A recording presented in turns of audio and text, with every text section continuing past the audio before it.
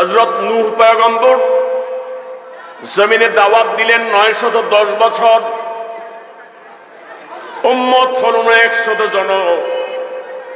কোন এক কিতাবের মধ্যে আমি পেয়েছিলাম ওনার জীবনে মাত্র 12 জন মুসলমান হয়েছিল। মিয়া সাহেব, এত কম সংখ্যক মুসলমান হওয়ার পরেও আল্লাহর কাছে আসামি না। নূহ আলাইহিস সালাম নিজে পয়গম্বর, ওনার ছেলে কাফের, জাহান্নামী।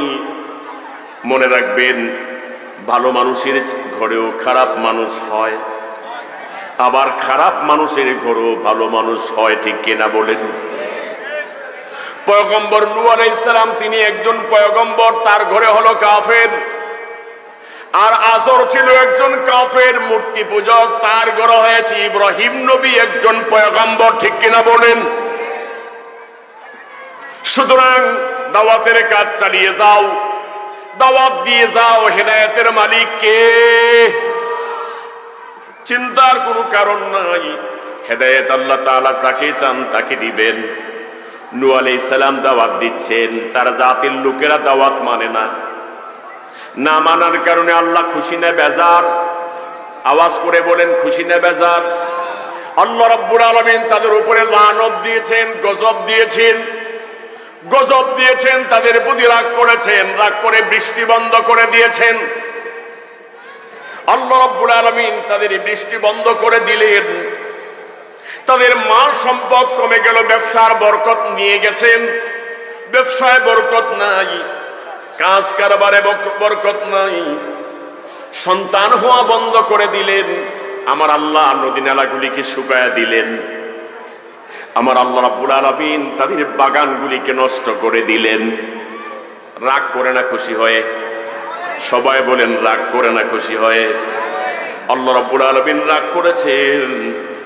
এবার হযরত নূহ আলাইহিস সালাম তার কওমের লোকদেরকে বললেন, আল্লাহর রাগ থেকে বাঁচার জন্য একটা মাত্র পদ্ধতি আছে। বলেন কয়টা? সবাই বলেন কয়টা? তোমরা শুধু একটা বাক্য বলবা, বেশি ওয়াজ না, একটা মাত্র বাক্য বলবা, তাইলে আমার আল্লাহ খুশি হয়ে যাবেন, রাগ দূর করে দিবেন, তোমাদের প্রতি সন্তুষ্ট হয়ে যাবেন, তোমাদের যা যা অসুবিধা আছে সব দূর করে দিবেন কে? যেই বাক্যটা বলেছিলেন, এই বাক্যটা আপনাদেরকে শোনাতে চাই। শুনতে রাজি আছেন? শুধু কি শুনলেই চলবে না, মানাও লাগবে। আল্লাহ শোনার তৌফিক দেখ, মানারও তৌফিক দেখ, বলুন আমিন। আল্লাহ রাব্বুল আলামিন বলেছেন, হযরত নূহ পয়গম্বর তার জাতির লোকদেরকে, অপরাধী লোকদেরকে একটা মাত্র বাক্য বলতে বলেছেন। তোমরা মাত্র একটা বাক্য বলো। একটা বাক্য বললে আল্লাহ রাব্বুল আলামিনের রাগ দমে যাবে, আল্লাহ সন্তুষ্ট হয়ে তোমাদের অসুবিধা যা আছে সব দূর করে দিবেন। সেই বাক্যটা কি? এবার আমার সাথে সাথে পড়েন, আউযু বিল্লাহি মিনাশ শাইতানির রাজীম, বিসমিল্লাহির রহমানির রহিম, ফাকুলতু ইস্তাগফিরু রাব্বাকুম ইন্নাহু কানা গাফফারা। হযরত নূহ আলাইহিস সালাম বললেন, ও আমার জাতির লোকেরা, ও আমার এলাকার লোকেরা, ও আমার দেশের লোকেরা, শোনো, তোমরা শুধু বলো আস্তাগফিরুল্লাহ। বলেন তো কি বলছি? একটু আওয়াজ করে সবাই বলেন, কি বলছি? আরেকবার কেউ বখিলামি না করে একটু আওয়াজ করে বলেন, কি বলছি? নূহ আলাইহিস সালাম বললেন, বলো আস্তাগফিরুল্লাহ। যদি আস্তাগফিরুল্লাহ বলো, তাহলে আল্লাহ রাব্বুল আলামিন তোমাদেরকে কি দিবেন দেখো।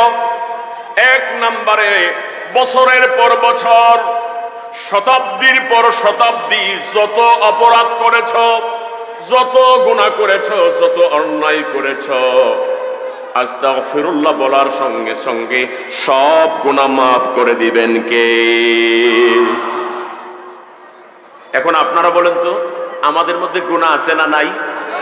অপরাধ আছে না নাই? তাইলে নূহ আলাইহিস সালামের জাতির লোকের আস্তাগফিরুল্লাহ বলুক, আমাদের বলা দরকার নাই? দরকার আছে, বলবো ইনশাআল্লাহ। আজকের ওয়াজ থেকে একটা একটা করে জেনে নেব। এক নম্বরে যদি আস্তাগফিরুল্লাহ পড়ি, জীবনে যত অপরাধ করেছে মাফ করে দিবেন কে? জীবনে কত অপরাধ করেছে, আল্লাহর হুকুম অমান্য করেছি, নামাজ ছেড়েছি, ছাড়ছি না? এমন নাই লোক এখানে? জীবনে সব নামাজ পড়েছি, এমন কি সবাই বলতে পারবো? কেউ তো বুকে হাত দিয়ে বলতে পারবো না যে 10 বছর থেকে শুরু করে নামাজ ফরজ হয়েছিল, আমার জীবনে এক ওয়াক্ত নামাজও ছুটে নাই, এমন কেউ বলতে পারবে কিনা জানি না। পারবেন? তাহলে জীবনে কত নামাজ ছুটল, কত রোজা ছুটেছে অথবা নষ্ট হয়ে গেছে, কত ইবাদত জীবনে ছেড়ে দিয়েছে, কত নারীর, বেগানা নারীর দিকে তাকালাম, চোখের জিনা হলো, কত বেগানা নারীর সঙ্গে কথা বললাম, মুখের জিনা হলো, কত অন্যায় করেছে, সুদের টাকা খাইছি, ঘুষের টাকা খাইছি, আল্লাহর হুকুম অমান্য করেছি, কথা বলেন ঠিক কিনা? এত অন্যায় জীবনে করেছি। এখন আপনারা বলেন, সোনাগাজীর সোনার মানুষগুলি আপনারা বলেন, আল্লাহর কাছে আস্তাগফিরুল্লাহ বলা দরকার আছে না নাই? নূহ আলাইহিস সালাম বললেন, ও আমার জাতির লোকেরা, শুধু বলো আস্তাগফিরুল্লাহ। আস্তাগফিরুল্লাহ বলার সঙ্গে সঙ্গে আবার আল্লাহ রেডি হয়ে আছেন, আমার আল্লাহ প্রস্তুত হয়ে আছেন। ইন্নাহু কানা গফফারা। জীবনে যত গুনাহ করেছো সব মাফ করে দিবেন কে? এক নাম্বার। 2 নম্বরে এলাকায় বৃষ্টি হয় না, আল্লাহ রাগ করেছেন, বৃষ্টি দেয় না। বৃষ্টি না হওয়ার কারণে জমিন শুকায় গেছে, ঘাস হয় না, গরু ছাগল ভেড়া বকরিগুলি উটগুলি খাইতে পায় না, সবগুলি মরণের অবস্থা হয়ে গেছে, শুকায় কাঠ হয়ে গেছে, কিছু বা মরেও গেছে। জমিনে ফসল হয় না, মানুষ ঠিক মতো খাইতে পারে না। ওই নাফরমানদেরকে আল্লাহর পয়গম্বর নূহ আলাইহিস সালাম বললেন, শুধু বলো আস্তাগফিরুল্লাহ। আস্তাগফিরুল্লাহ বলার সঙ্গে সঙ্গে বৃষ্টি দিবেন কে? ইউরসিলিস সামা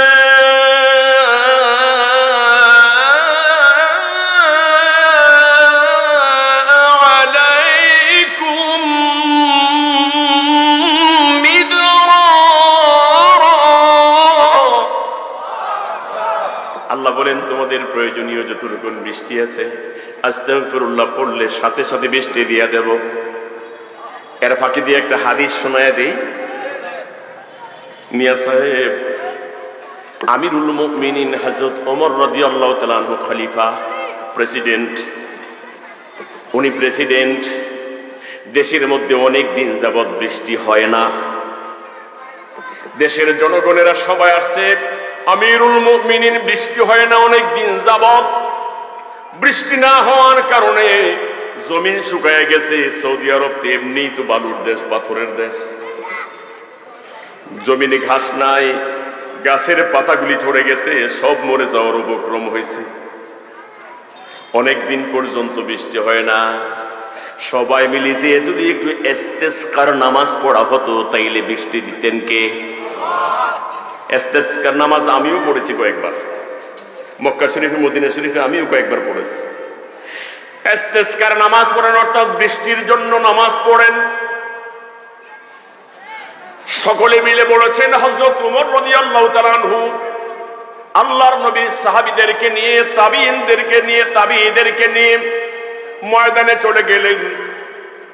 ময়দানে যাওয়ার পরে ময়দানে যেয়ে দাঁড়িয়েছেন। দাঁড়িয়ে তিনি শুধু পড়েছেন আস্তাগফিরুল্লাহ, আবার পড়েছেন আস্তাগফিরুল্লাহ, আবার পড়েছেন আস্তাগফিরুল্লাহ। বারবার পড়লেন। কি পড়েছেন?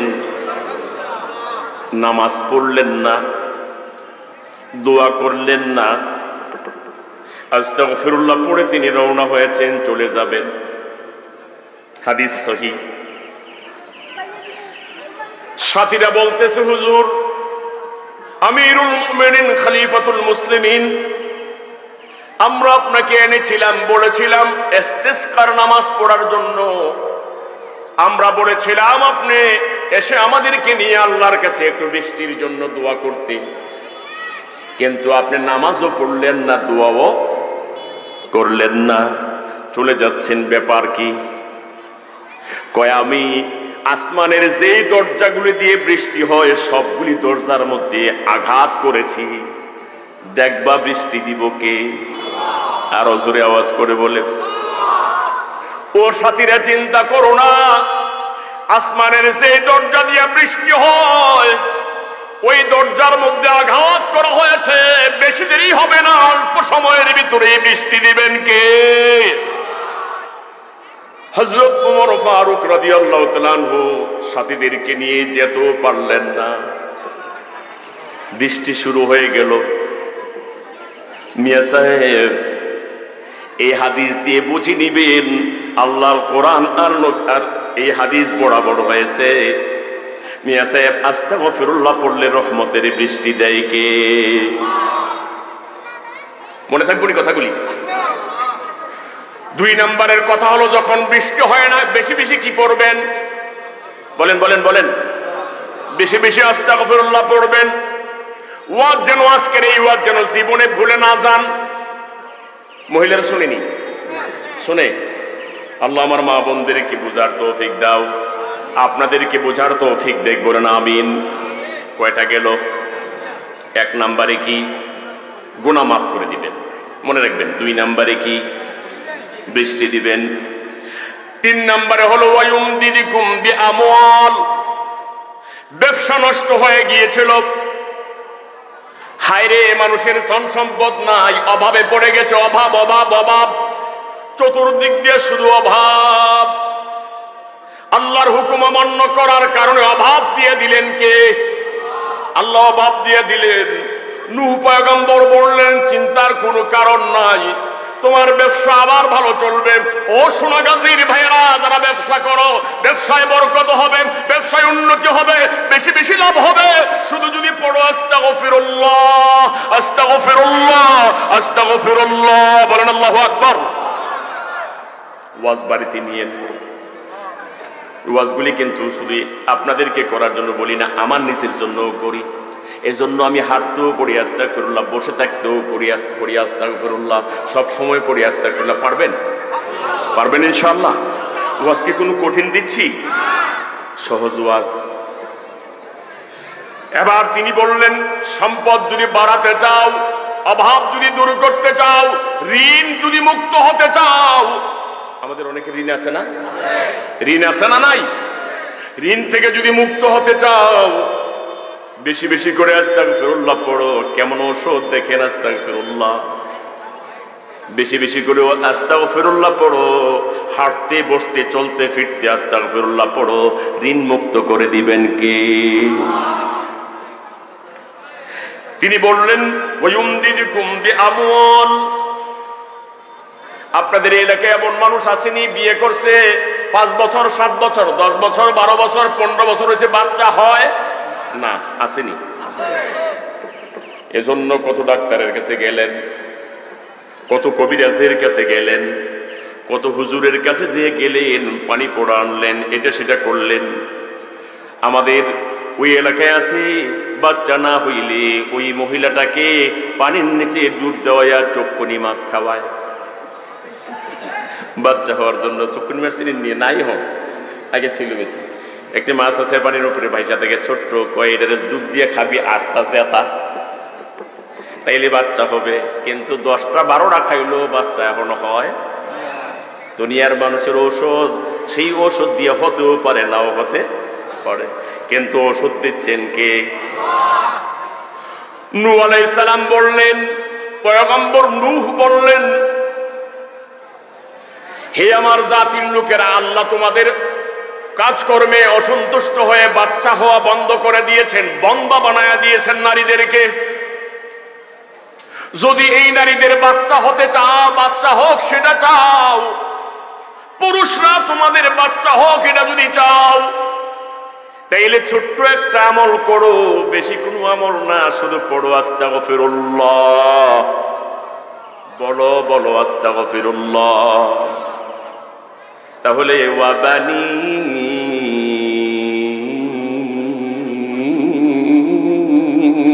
দিবেন। সন্তান দিবেন কে? আল্লাহকে আমি সন্তান দিয়ে দেব। সন্তানের জন্য ডাক্তারের কাছে যাওয়া লাগবে না, কবিরাজের কাছে যাওয়া লাগবে না, পিসাবের কাছে যাওয়া লাগবে না। মাজারে যেয়ে সন্তান চাও, দিবে? মাজারে দিব? তবে ল্যাংটা সায় দেয়, মাইসে যায়নি। ল্যাংটা বাবার কাছে গিয়া কয়ে, বাবা, ল্যাংটা বাবা, আমার একটা বাচ্চা দাও। নাউজুবিল্লাহ। উদ্দে ল্যাংটা হয়ে বেরিয়েছে, মাঝে মাঝে ফেসবুকও দেখি, একটু কাপড়ও নাই, পুরা ল্যাংটা। যে সেটা বাবার কাছে কই, বাচ্চা দাও, আছে না নাই? তবে আপনাদের ফেনীতে নাই, আছে?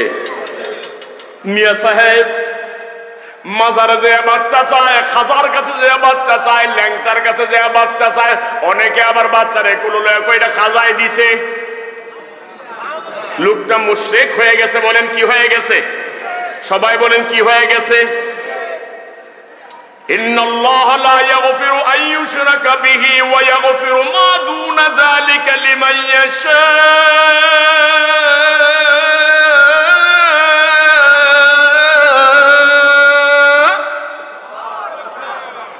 আল্লাহ বলেন, যত গুনাহ করবে ইচ্ছে করলে আমি মাফ করে দেব, কিন্তু একটা শিরক কি করবেন না ছাড়বেন?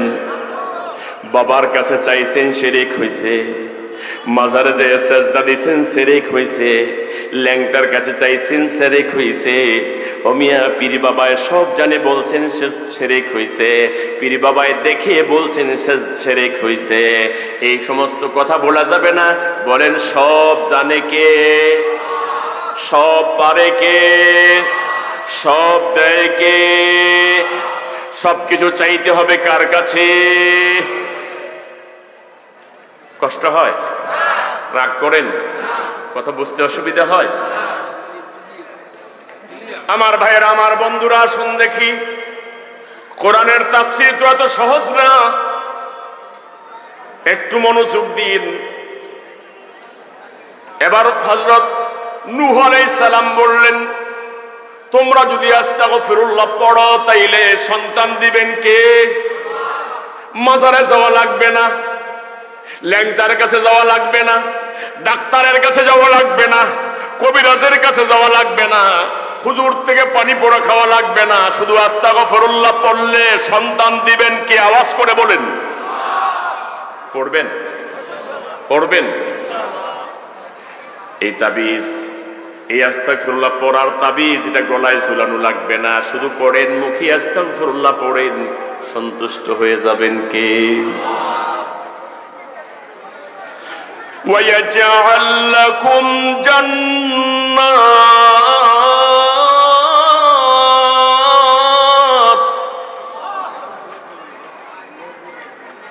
অবস্থা এমন হয়েছে, নূহ আলাইহিস সালামের জাতির লোকের অপরাধ করার কারণে তাদের ওই এলাকার গাছের ফল ধরা বন্ধ হয়ে গেছে। গাছে ফল ধরে না, জমিনে ফসল হয় না। এখন বাগান যা আছে সব ধ্বংস হয়ে যাচ্ছে, মরে যাচ্ছে, পড়ে যাচ্ছে।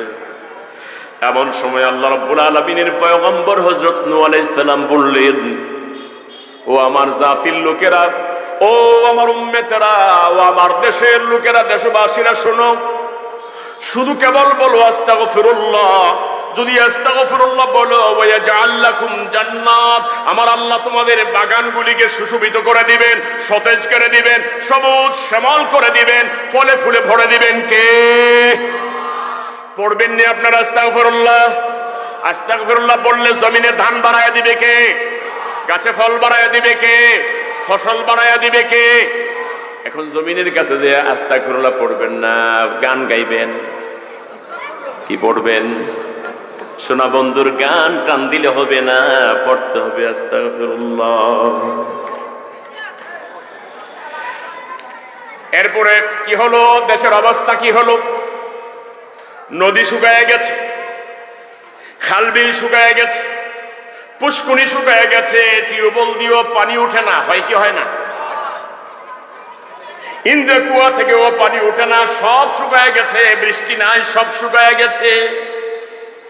যখন সব শুকায় গেল, আমার আল্লাহ রাব্বুল আলামিন ডাক দিয়ে বলেন, নূহ পয়গম্বর, তাদেরকে বলে দাও এই শুকানটা শুকাইছে কে?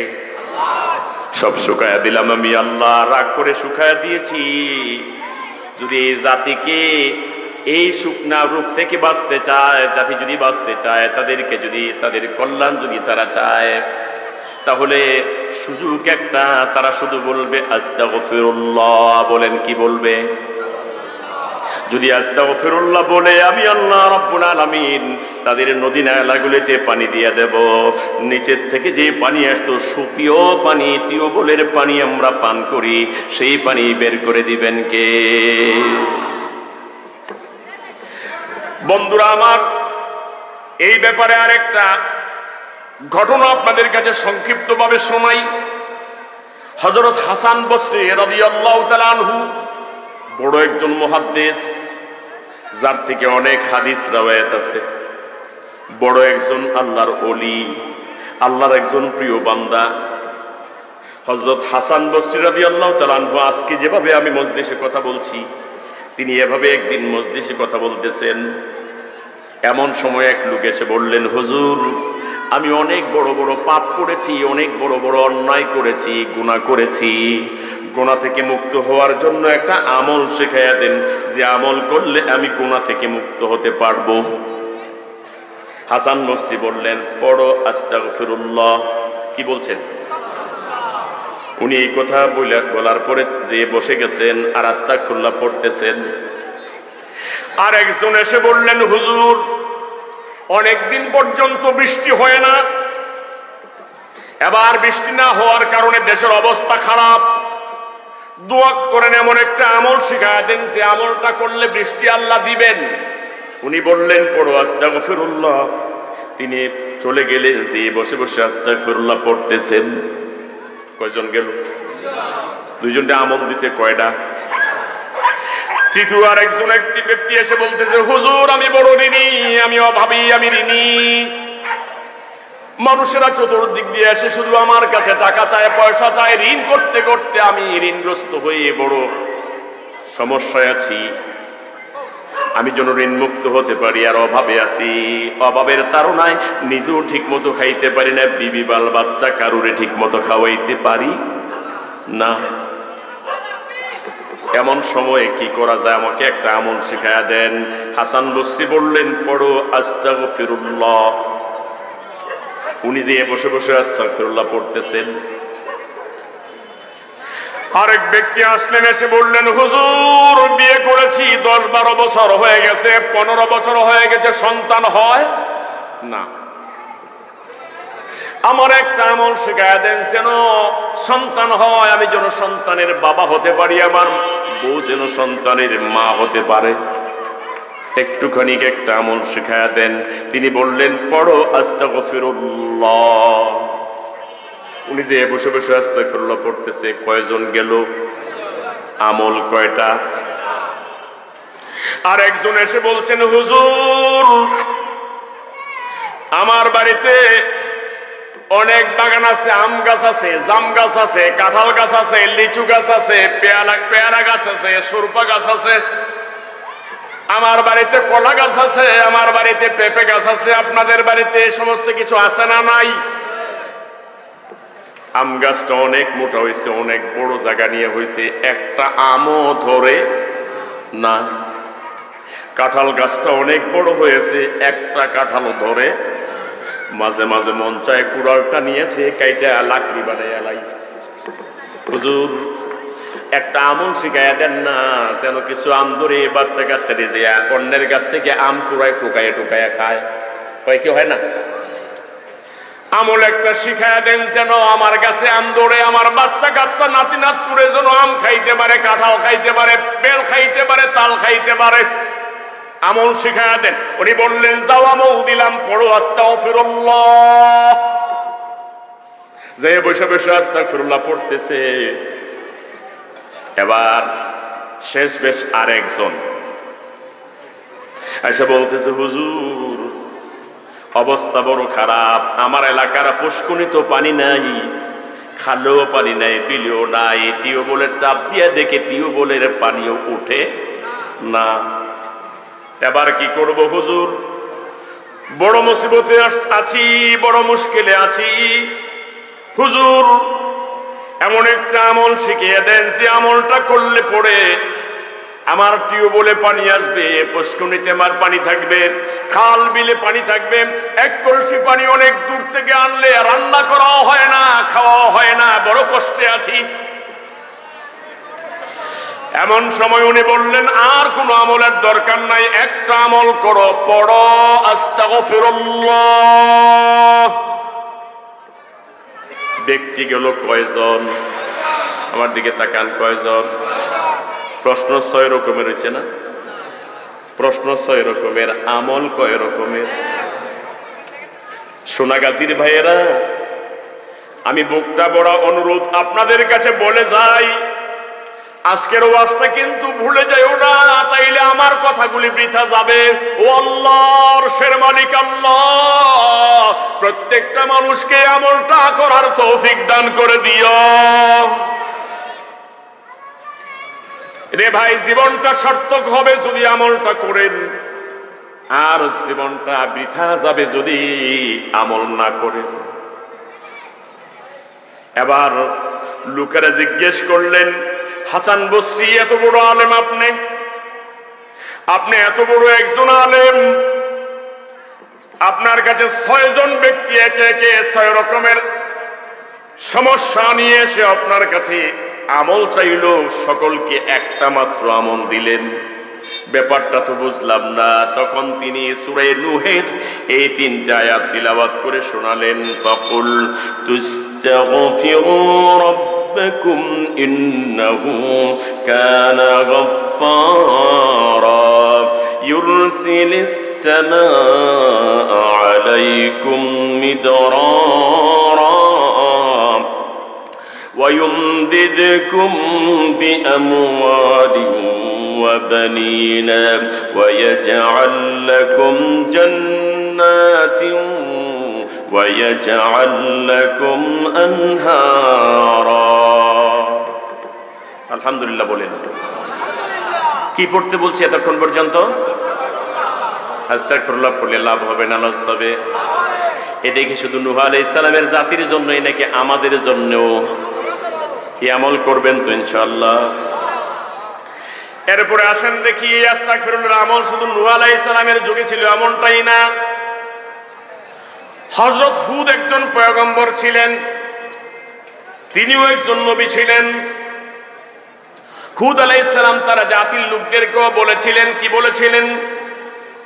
সূরা হুদের 3 নম্বর আয়াতে বলেছেন, ওয়া ইনিস্তাগফিরু রাব্বাকুম সুম্মা তুবু ইলাইহি ইউমাত্তিউকুম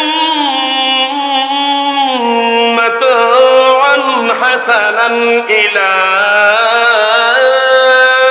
আজালিন মুসাম্মা ويؤتي كل ذي فضل فضله وإن تولوا فإني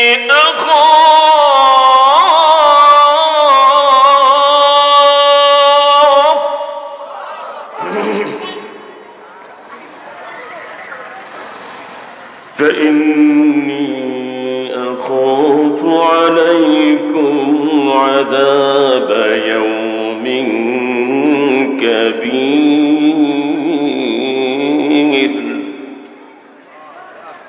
হযরত হুদ আলাইহিস সালাম তার জাতিকে বললেন, ও আমার জাতির লোকেরা, যত অন্যায় করেছো, যত অপরাধ করেছো, অপরাধের কারণে কি হয়েছে, আজকে তোমাদের উপরে বড় মুসিবত আসছে, গজব আসছে। বাজারে গেলে অল্প টাকায় জিনিস কিনতে পারো না, কামাই করো, যা খরচ লাগে তার চাইতে। বাংলাদেশও নাই, আরো জোরে কোন বাংলাদেশ? কামাই করো 10,000, মাসে খরচ যায় 20,000। কামাই করো 20,000, মাসে খরচ লাগে 40,000। এরপরও ভালোভাবে চলা যায় না, একদিক দিয়ে খরচ করলে আর একদিক দিয়ে টান পড়ে যায়, শর্ট পড়ে যায়। কথা কোন? এখন হযরত হুদ আলাইহিস সালাম বললেন, যদি একটা স্বাচ্ছন্দ্যের জীবন পাইতে চাও, যদি সুন্দর মতো জীবন যাপন করতে চাও, যদি বাজারে গেলে যা টাকা নিয়ে যাবা তা দিয়ে বাজার সুন্দরভাবে আনা যায়, যেই বেতন পাওয়া তা দিয়ে সুন্দরভাবে চলা যায়, যেই কামাই করবা তা দিয়ে সুন্দরভাবে চলা যায়, এমন একটা জীবন আপনারা চান কি চান না? এই জীবন কি বাংলাদেশে আছে নাকি? তাহলে বাংলার মানুষ এই ওয়াজ, আজকে এই যে ওয়াজটা করতেছি, বাংলার মানুষের জন্য এটা দরকার আছে না নাই? হযরত হুদ আলাইহিস সালাম তার জাতির লোকদেরকে বললেন, বড় বিপদে আছো, মুসিবতে আছো, আর কি করেছো? আর তোমরা তোমাদের ইজ্জতের হানি হচ্ছে, সম্মানের হানি হচ্ছে, ইজ্জত নাই, সম্মান নাই। এখন মুরব্বীদের ইজ্জত নাই, ফুলাফেলে যে এসেরা সামনে দিয়া ডাঙ্গুরায় নাই। আপনাদের এলাকা মোটর সাইকেল লইয়া যায়, মেম্বারের জমা দেয় না, চেয়ারম্যানের জমা দেয় না, মুরব্বীরে জমা দেয় না, শিক্ষকরে জমা দেয় না, প্রফেসরে জমা দেয় না, হুজুরে জমা দেয় না। মনে যা চায় তাই করে, মনে হয়েছে যেন হামসা ডাঙ্গর কোন হে, তার চাইতে বড় আর কেউ নাই। ঠিক কিনা কন? আপনাদের এলাকায় এরকম আছে না নাই? এদিকে শান্তি না অশান্তি? ইজ্জতওয়ালাদের ইজ্জত নাই, সম্মানওয়ালাদের সম্মান নাই।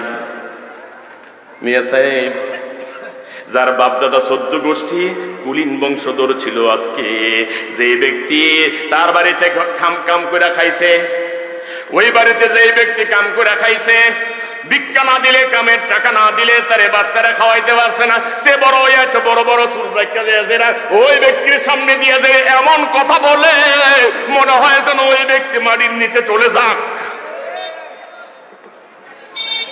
মিয়া সাহেব এমন অবস্থায় ইজ্জতের হানি, ইজ্জত নাই। তার চলাফেরার নমুনা দেখলে মানুষ মর্ত মনে কয়। তার সাথে সামনে পড়লা এত করছে, ঘুরে ঘুরে বুকে হুদায় না জানি কোনটা কইরা লাই। কথা বুঝেন নাই মনে হয়। আর দূরে থেকে তারে দেখলেই পড়ে লা ইলাহা ইল্লা আনতা সুবহানাকা ইন্নী কুনতু মিনাজ জালিমিন। এটা কি বালা দোয়া না বিপদের দোয়া? তাহলে তারে দেখে এটা বললো কে রে? বিপদ। কথা কোন বিপদ? তারে দেখলে তুফানের চাইতেও বড় বিপদ মনে হয়। ও দুনিয়ার মানুষ, তুফান আইলে ঘর পড়ে, গাছ পড়ে, এটা আবার লাগাইলে হয়ে যায়, এটা আবার করলে ঠিক হয়ে যায়, কিন্তু সামনে পড়লে যে ইজ্জত যায়, এই ইজ্জত আর ঠিক হয় না। কথা কোন ঠিক কিনা? এজন্য তারে দেখলে এতুল করছি পুরা বুকে হুদন লাগে। তারে দেখলে লা ইলাহা ইল্লা আনতা সুবহানাকা পরন লাগে।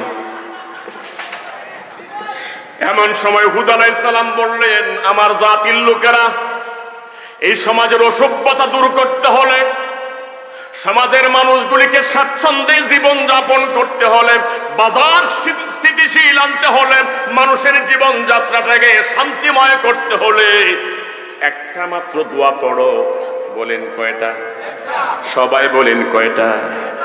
এই দোয়াটা আর কিছু না, ইনিস্তাগফিরু রাব্বাকুম, তোমরা তোমাদের রবের কাছে বলো আস্তাগফিরুল্লাহ। দোয়া সহজ না কঠিন? পড়ো শুধু আস্তাগফিরুল্লাহ। উঠতে বসবা আস্তাগফিরুল্লাহ, বসতে বলবা আস্তাগফিরুল্লাহ, দোকানে যাইতে আস্তাগফিরুল্লাহ, দোকানে মাল মাইপা দিবা বলবা আস্তাগফিরুল্লাহ, দোকানের মাল দিয়া সদাই দিয়া টাকা লইবা বলবা আস্তাগফিরুল্লাহ, মা মহিলারা রান্না করবা বলবা আস্তাগফিরুল্লাহ, কোঠা বাটা করবা বলবা আস্তাগফিরুল্লাহ, ঘর ঝাড়ু দিবা বলবা আস্তাগফিরুল্লাহ, কাপড় ধুইবা বলবা আস্তাগফিরুল্লাহ, সদা সর্বদা বলবা আস্তাগফিরুল্লাহ।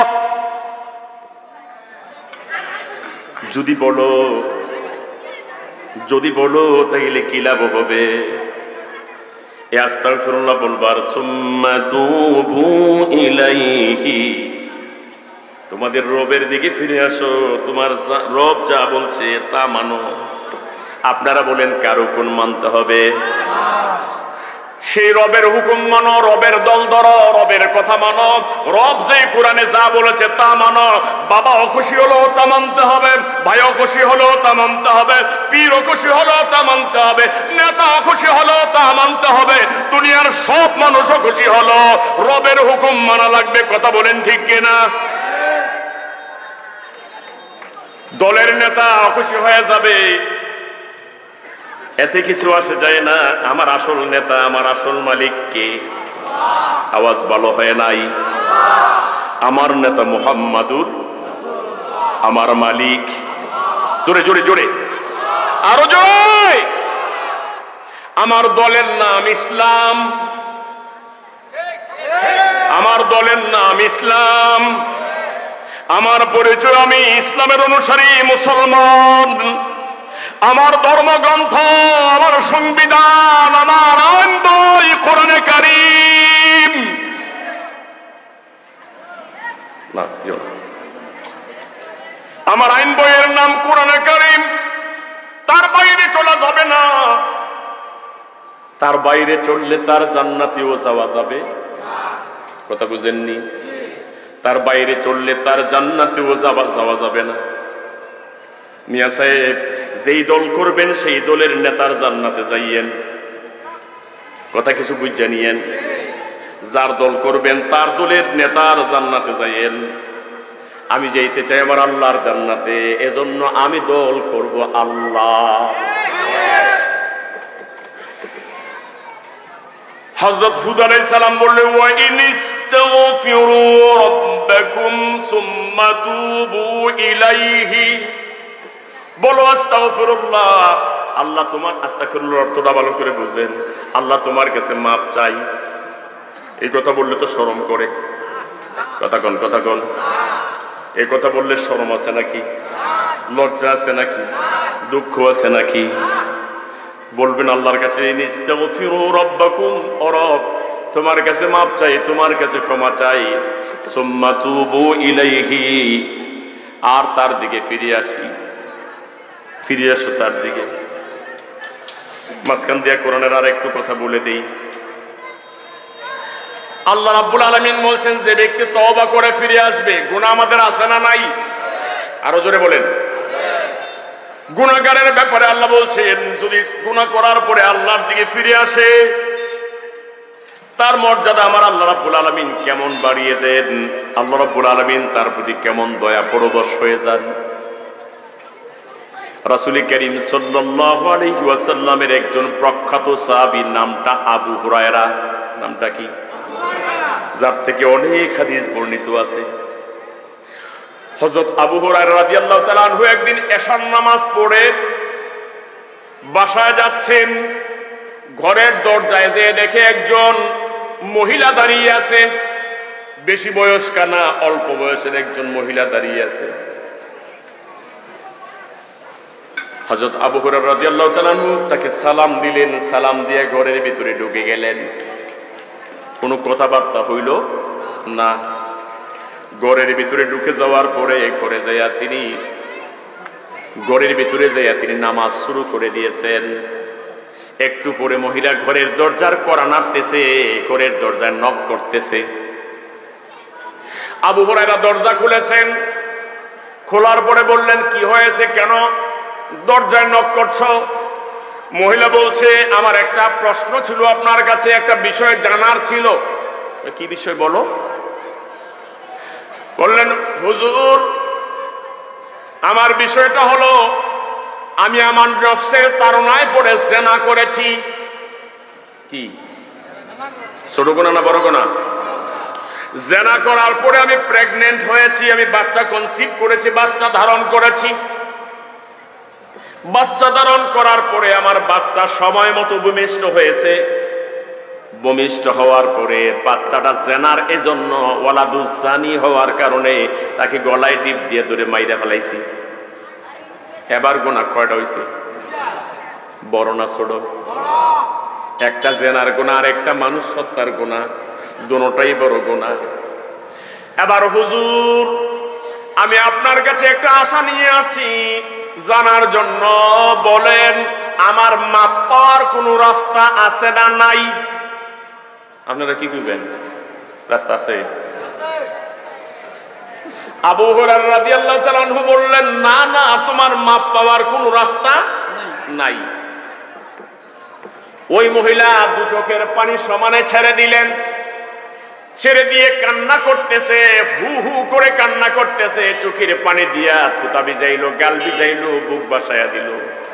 যাইতে যাইতে বলতেছে, এই যৌবন বুঝি, এই সুন্দর দেহটা বুঝি জাহান্নামের জন্য বানাইছিল। হায় হায়, এই দেহটা তো জাহান্নামে যাবে। মহিলাটা বাড়িতে না যায় জংলায়, পাগল বলে তো জাহান্নাম যাব, আর বাড়িতে যাই কি করব? আক্ষেপ বেশি হয়েছে না কম হয়েছে? লোকটা চলে গেল জংলার দিকে, বাড়িতে গেল না। সারা রাত জংলার মধ্যে ঘুরতেছে আর কাঁদতেছে কার কাছে? সকালবেলা ফজরের নামাজের সময় হয়েছে। আবু হুরায়রা রাদিয়াল্লাহু তাআলা আনহু নবীর পেছনে নামাজ পড়ার জন্য গেছেন। নামাজ শেষ করে নবীজি কি বলতেছেন, ইয়া রাসূলুল্লাহ, ইয়া হাবিবাল্লাহ, হুজুর, এরকম একজন মহিলা আমাকে এমনি এমনি প্রশ্ন করেছিল, আমি বলেছি মাপ পাওয়ার কোনো রাস্তা নাই। আল্লাহর নবী বলেন, তুমি একটা বড় ভুল করলা, তুমি একটা বড় ধরনের ভুল করেছ, কামটা তোমার ভালো হয় নাই, কামটা তোমার ভালো হয় না। এই কাজটা করলা কি বড় ধরনের ভুল করেছ। এবার আল্লাহর হাবিব সাল্লাল্লাহু আলাইহি ওয়াসাল্লাম এই একটা আয়াত শোনায় দিলেন। সূরা ফুরকানের ৭০ নম্বর আয়াতটা শোনায় দিয়েছেন, ইল্লা মান তাবা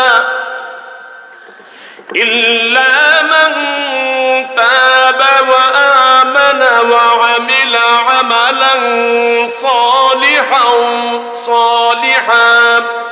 ফাউলাইকা ইউবাদদিলুল্লাহু সাইয়্যাতিহিম হাসানাত।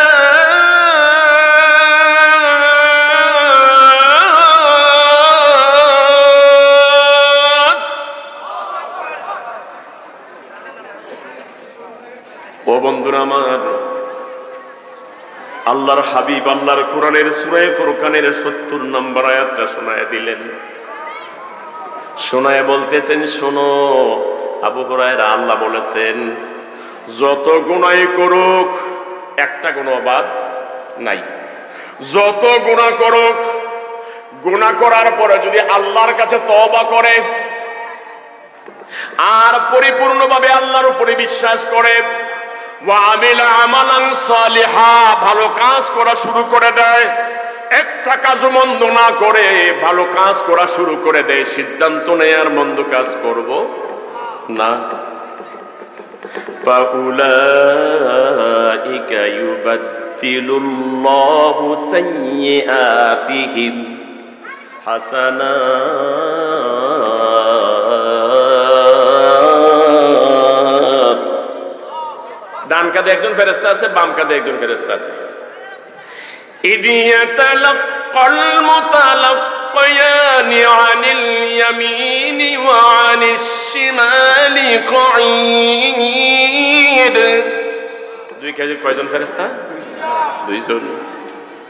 কিরামান কাতিবিনা ইয়ালামুনা মা তাফআলুন।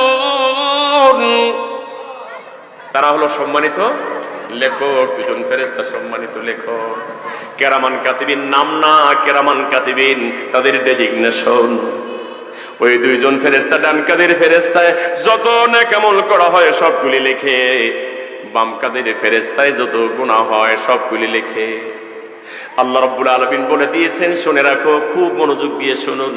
আল্লাহ বলে দিয়েছেন যে এই ব্যক্তি তওবা করবে, আল্লাহর প্রতি পরিপূর্ণ বিশ্বাস করবে, ভালো কাজ করা শুরু করে দিবে, বাম কাঁধে যত বদ আমল আছে সবগুলিকে আল্লাহ পরিবর্তন করে নেক দ্বারা, সুবহানাল্লাহ নাই আরো জোরে, সবগুলিকে নেক দ্বারা পরিবর্তন করে ডান কাঁধটা পুরা করে দেয়, বাম কাঁধটাকে আল্লাহ খালি করে দেয়।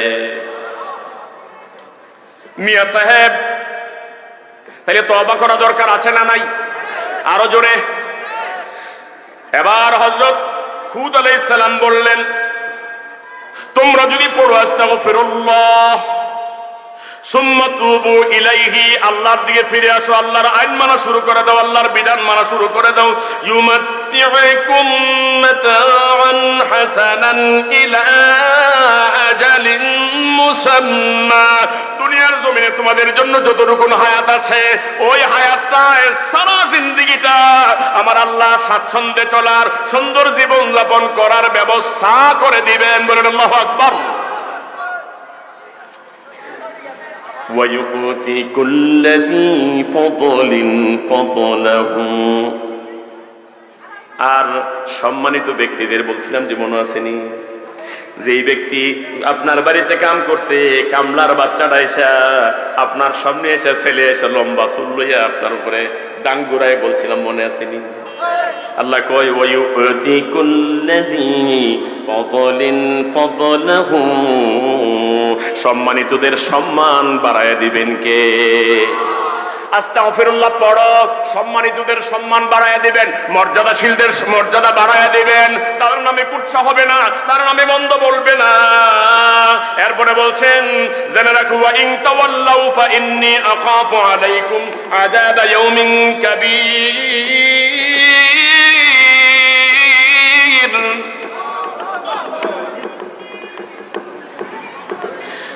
আর যদি জেনে রাখো ওয়া ইন তাওয়াল্লাউ, আল্লাহর পথ থেকে দূরে সরে যাও, আল্লাহর রাস্তা থেকে যদি দূরে সরে যাও, হুদ আলাইহিস সালাম বলছেন ফা ইন্নী আখাফু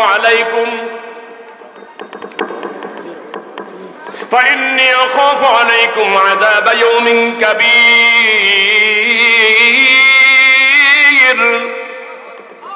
নিশ্চয় আমি তোমাদের ব্যাপারে ভয় করছি এক বড় দিনের আযাবের। কোন দিনের?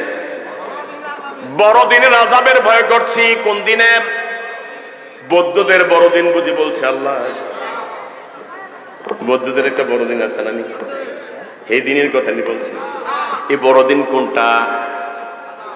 ইয়াউমুল কিয়ামা। কোন দিন? কোন দিন? কিয়ামতের দিন। ওই দিনটা কেমন বড়, দুনিয়ার মানুষেরা বৌদ্ধ দিনের বড়দিনের অনুষ্ঠান করে কি করে না?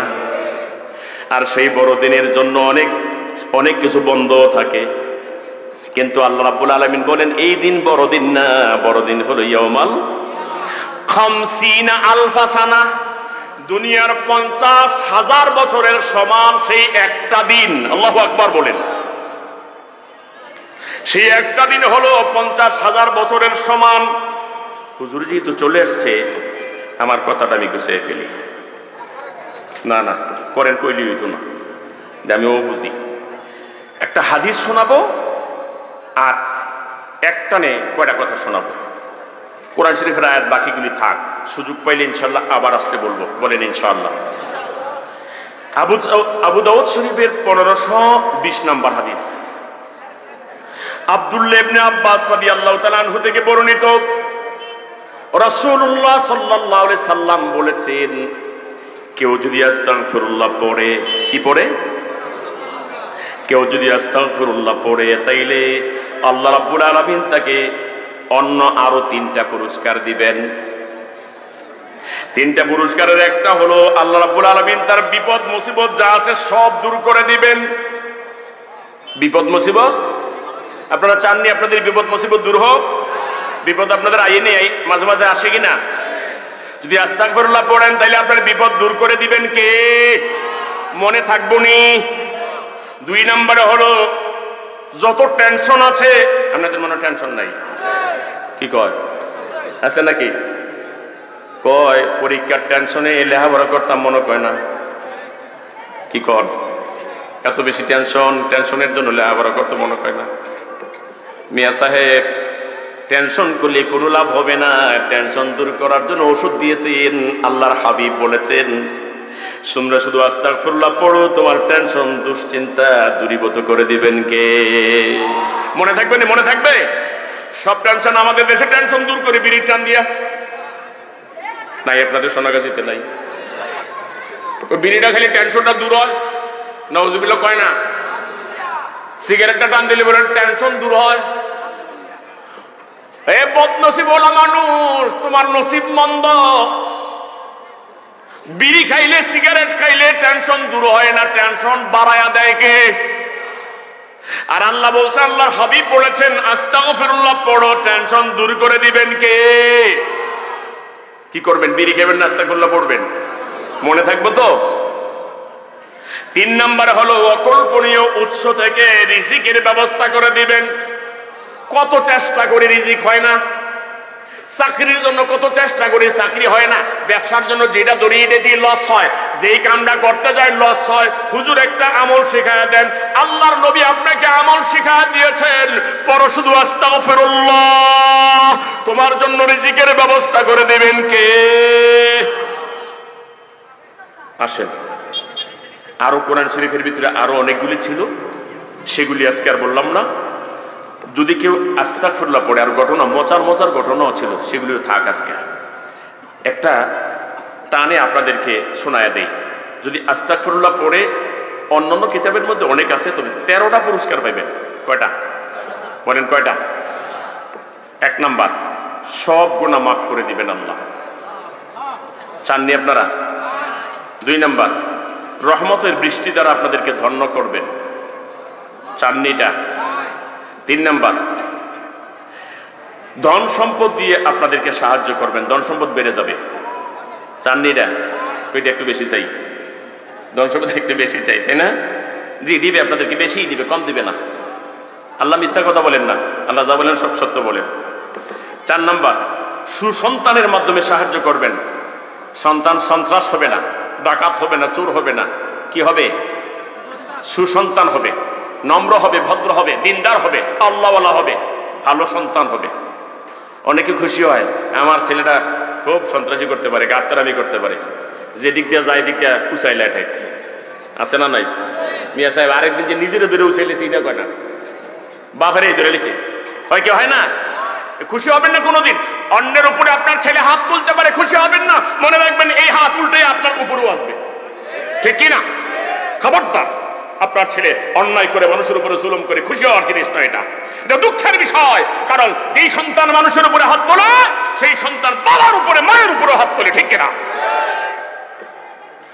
সন্তানকে নম্র বানান, ভদ্র বানান, দিনী শিক্ষা দেন, লাভ হবে না লস হবে।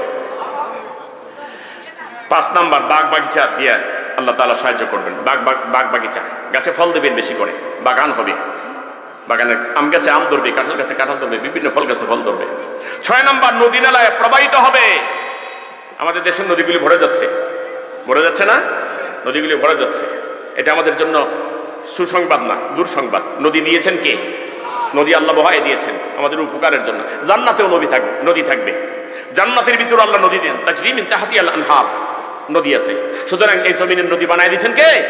আমাদের উপকারের জন্য। এই নদীগুলি আল্লাহ তাআলা প্রবাহিত করে দিবেন। 7 নাম্বার, সুখময় জীবন দান করবেন, অশান্তি উশৃঙ্খলতা থাকবে না, সুখময় জিন্দেগি দান করবেন। 8 নাম্বার, সম্মানিতদের সম্মান বৃদ্ধি করে দিবেন। 9 নাম্বারে শক্তি বৃদ্ধি করে দিবেন। এটি কোরআন শরীফে ছিল, সবগুলি বলতে পারেনি, শক্তি বৃদ্ধি করে দিবেন। 10 নাম্বার, আযাব গজব দিবেন না, কোনো আযাব আসবে না, গজব আসবে না। করোনা যে আসছিল, এটা কি রহমত না গজব? জিনিসপত্রের দাম যে বেশি বেড়ে গেছে, এটা কি রহমত না গজব? এই যে কি জানি তুরস্কে যে ভূমিকম্প হয়ে সব ভেঙে গেছে, এটা রহমত নাকি? জোরে বলেন, গজব। এই সমস্ত গজব দিবেন না। কি পড়লে? বলেন কি পড়লে? বাংলাদেশেও আসতে পারে, সাবধান, হুঁশিয়ার হয়ে যান। আস্তাগফিরুল্লাহ পড়ুন, তাইলে আল্লাহ দূর করে দিবেন, গজব দূর করে দিবেন। আল্লাহ কবুল করুক, আমিন বলেন। 11 নাম্বার, আপদ বিপদ ও সংকট দূর করে দিবেন। আপদ বিপদ থাকবে না, সংকট থাকবে না, সব সংকট দূর করে দিবেন। 12 নাম্বার, সব দুশ্চিন্তা দূর করে দিবেন, যত দুশ্চিন্তা আছে, দুর্ভাবনা আছে, সব দূর করে দিবেন। 13 নাম্বার, অকল্পনীয় স্থান থেকে, যা ভাবতেও পারেন নাই এমন জায়গা থেকে আপনাদের জন্য রিজিকের ব্যবস্থা করে দিবেন। ভাঙ্গাচোরা কিছু কথা বললাম, অল্প সময়ের ভিতরে যা কথা বলেছি, আল্লাহ আমাকে আমল করার তৌফিক দেখ, আপনাদেরকে আমল করার তৌফিক দেখ, বলুন আমিন। আমি সকলকে আন্তরিকভাবে অভিনন্দন জানাচ্ছি, বিশেষ করে আমার পাশে যিনি বসে আছেন, আমার প্রিয় বন্ধু ভাই জনাব আলহাজ হযরত মাওলানা মুজিবুর রহমান হামিদি সাহেব, উনি আপনাদের কাছে এনে আমাকে এই কথা বলার সুযোগ করে দিলেন। এজন্য আন্তরিকভাবে ওনাকে ধন্যবাদ এবং মোবারকবাদ জানাচ্ছি, দোয়া করছি আল্লাহ কবুল করুক। ওনার আব্বা আছেন, আল্লাহ, আম্মাও তো আছেন নাকি? না, আম্মা নেই, আব্বা আছেন। আম্মাকে আল্লাহ জান্নাতুল ফেরদাউস দান করে দেখ। আব্বাকে আল্লাহ হায়াতে তৈয়বা তবিলা দান করে দিক, মাদ্রাসাটাকে কবুল করুক। আপনারা যারা কথা শুনেছেন, যারা ছাত্ররা আছে, এলাকার অনেকে আছেন, আপনাদের সকলকে আন্তরিকভাবে মোবারকবাদ জানাচ্ছি। আর ক্ষমা চেয়ে নিচ্ছি আজকের মাহফিলের যিনি প্রধান বক্তা ডক্টর নমা আফম খালিদ হুসাইন সাহেব, ওনাকে বসিয়ে রেখে একটু কথা আমি বলেছি, এটার জন্য আসলে দুঃখিত এবং আমি ক্ষমা চাচ্ছি। আল্লাহ রাস্তা আমাকে মাফ করে দিবেন। আমি সকলের কাছে দোয়া চাই এবং দোয়া করি আবারও বেঁচে থাকলে দেখা হবে ইনশাআল্লাহ, এই প্রত্যাশা রাখছি। আল্লাহ কবুল করুক। ওয়া মা তৌফিক ইল্লা বিল্লাহ, আলাইহি তাওয়াক্কালতু ওয়া ইলাইহি উনীব। ওয়াসসালামু আলাইকুম ওয়া রাহমাতুল্লাহি ওয়া বারাকাতুহু।